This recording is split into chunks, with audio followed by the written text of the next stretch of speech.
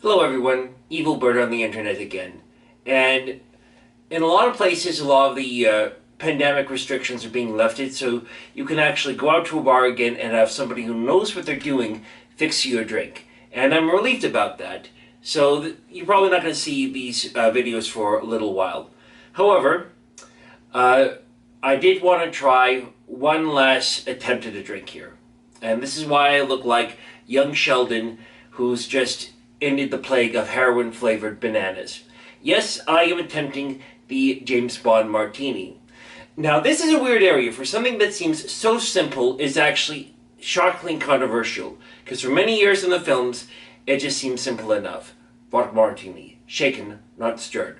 So, all you really need is 2 ounces of vodka, ½ ounce of vermouth, into a shaker, shake till ice cold. If I had anything in here, which I thought I did, but it's frozen up on me. But anyway, seems simple enough, except it wasn't. There's two major areas of controversy. One, the notion that he was basically given a weak drink. Some people figured there was more ice than booze in the drink he was getting, which may be a good idea because you should not be shooting bad guys if you're hammered, and also if you're shagging a foreign agent, alcohol poisoning doesn't help in that matter as well.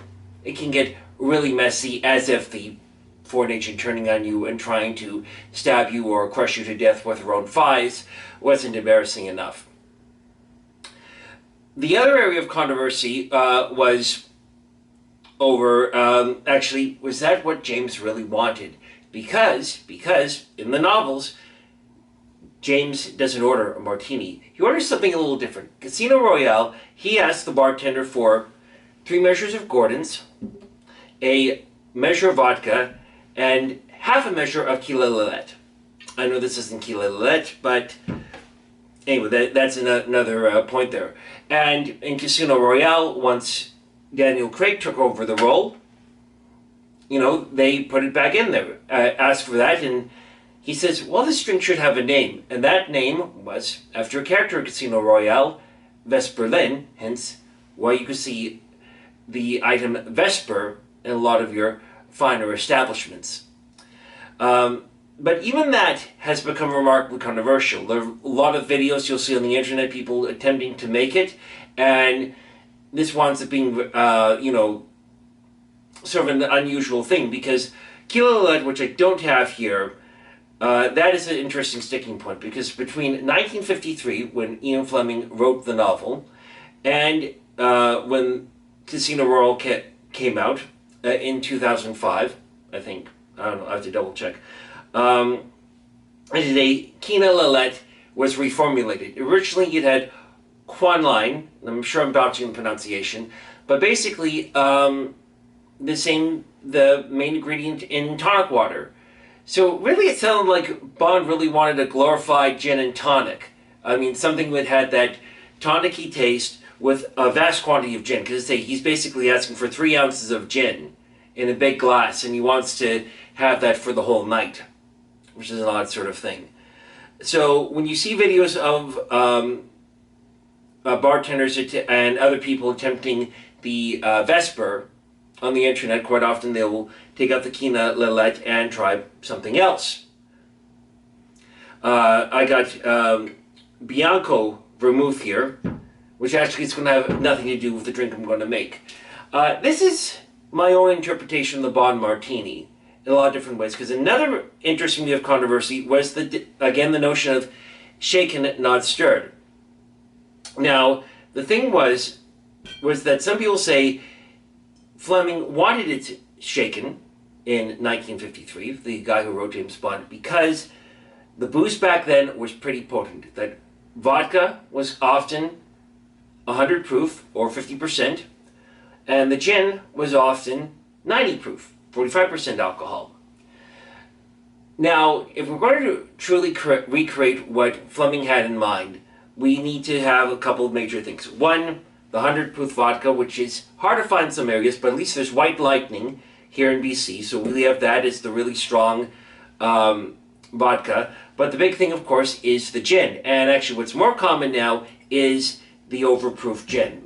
There's a lot of new gins coming out, a lot of artisanal things, which are at that 45% alcohol rating, rather than 90 proof, as what Fleming may have enjoyed back in the day in Fleet Street when he was thinking of Bond and stuff. And this is a brand that I found in the liquor store, pretty good price, that is 90 proof, called Boodles, which is actually from England and was around in Fleming's time.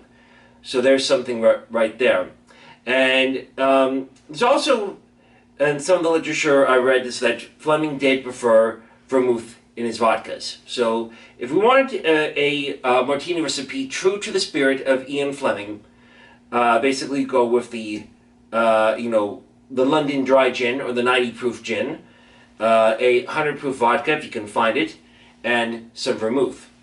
And of course, because it's pretty potent, stick it all into your shaker here and then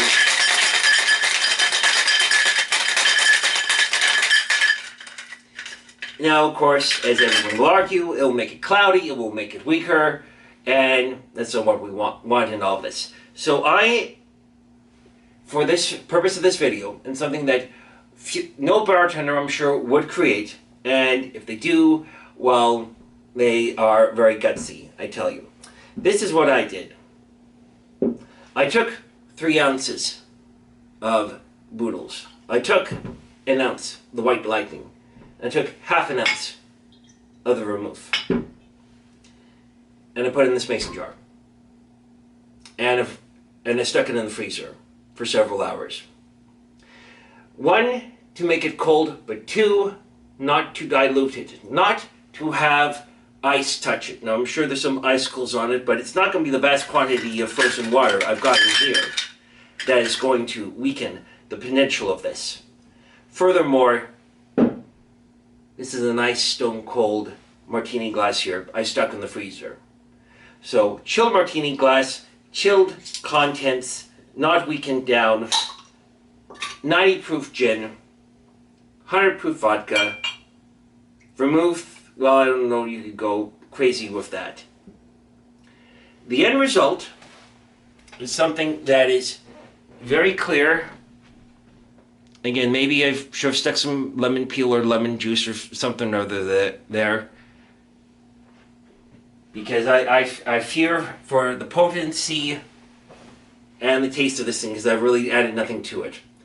As Felix Leiter once said, hold the fruit.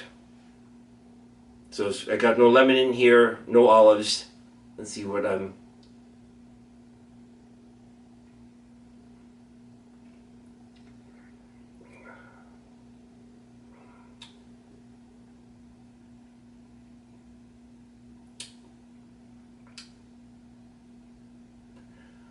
Not as dangerous as I thought it would be, because I say this is pretty strong stuff. But the thing is, this is mostly gin. I'm used to gin. And honestly, I just opened the bottle here. I haven't had this brand before. This is pretty smooth, and I'm just now feeling the burn of it. This is a very potent drink that you've got here.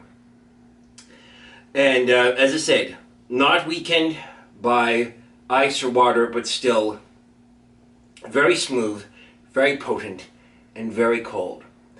So if you're only going to have 1 drink for the night and have easy access to a bed once your night is done, which James Bond never seemed to have a problem to find, this may be the drink for you.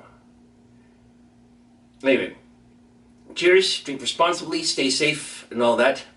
I'll see you later.